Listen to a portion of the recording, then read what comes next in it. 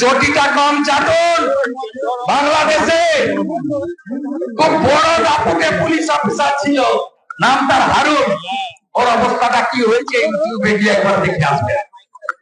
এই অবস্থায় যাতে পড়তে না হয় তার জন্য এখন থেকে কাজকর্ম ভাষা। আমরা কেন হাইকোর্টে যেতে হবে? কেন আমাদের হাইকোর্টে যেতে হবে?